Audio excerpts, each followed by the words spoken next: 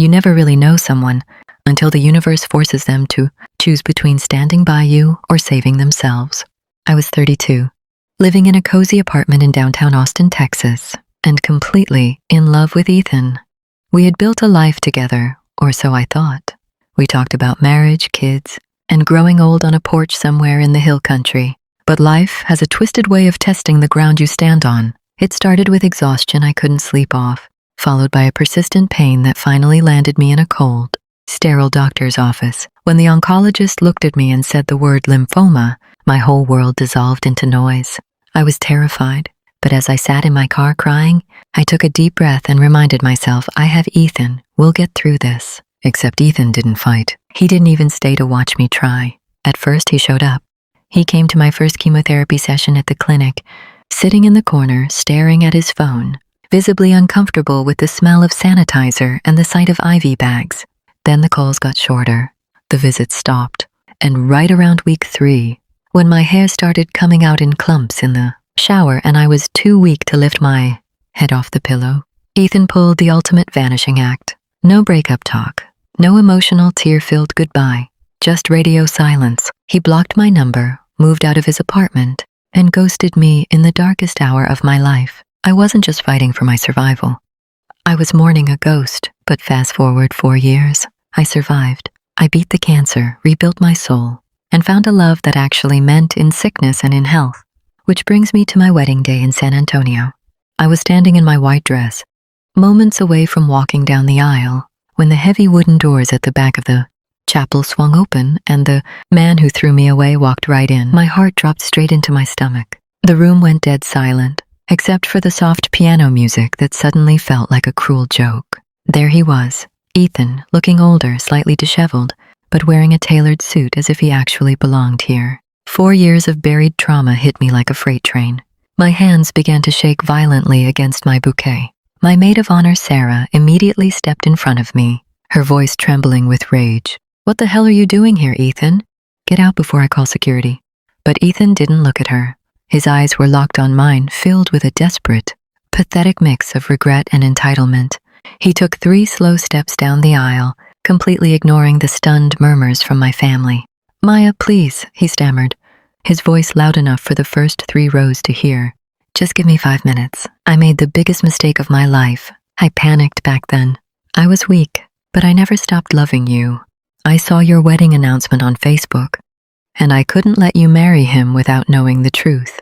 Before he could take another step, Mark, my groom, stepped out from the altar. Mark, the man who had sat by my side through every post-cancer checkup, who held my hand through the fear of remission, and who loved every scar on my body. Mark didn't yell. He walked up to Ethan, stood inches away from his face, and looked him dead in the eye. "You had your chance to stand by her when she was bleeding," Mark said softly, his voice dripping with icy, absolute resolve. "You ran like a coward. You don't get to ruin her joy now." Ethan didn't back down. He pulled a thick white envelope out of his jacket pocket and raised it in the air. "Ask her about the money, Mark. Ask her why she thinks her medical bills got quietly paid off 4 years ago." The room collective gasped. A heavy silence hung in the air, broken only by the hum of the chapel's air conditioning. A knot twisted in my stomach.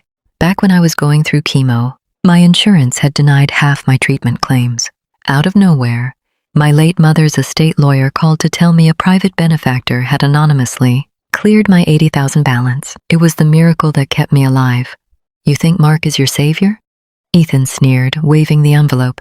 "I took out a predatory loan to clear your hospital debt, Maya. I knew I was too weak to watch you die. I couldn't handle the emotional collapse.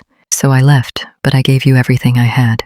I spent 4 years paying off that debt, living in a broken-down studio in Houston. I saved your life." My mind reeled.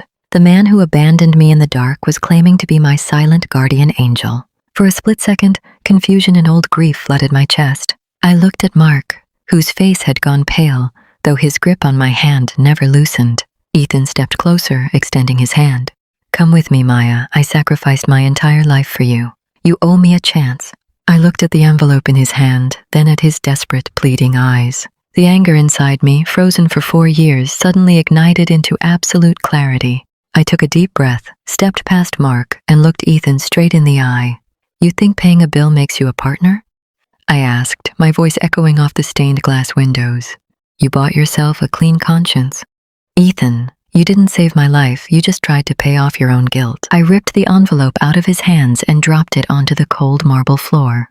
You left me alone in a room full of machines, wondering if I was going to die, I said, every word dripping with 4 years of built-up truth. Money didn't hold my hand when I was throwing up for 6 hours straight. Money didn't shave my head when my hair started falling out. Mark did that. Mark loved me when I had nothing left to give. Ethan stood there, frozen. The illusion he had built to justify his cowardice crumbled right in front of him. If you really paid that money, you did it so you could sleep at night, not to save me, I continued, pointing toward the heavy oak doors. Now leave, because today I am marrying a real man. 2 of Mark's brothers stepped forward, grabbing Ethan firmly by the arms and escorting him out of the chapel. He didn't say another word. As the doors shut behind him, a wave of profound relief washed over me. I turned back to Mark, who was looking at me with tears in his eyes. I squeezed his hands, smiled through my own tears, and nodded to the pastor. We finished our vows, and when Mark kissed me, I knew I was finally completely healed.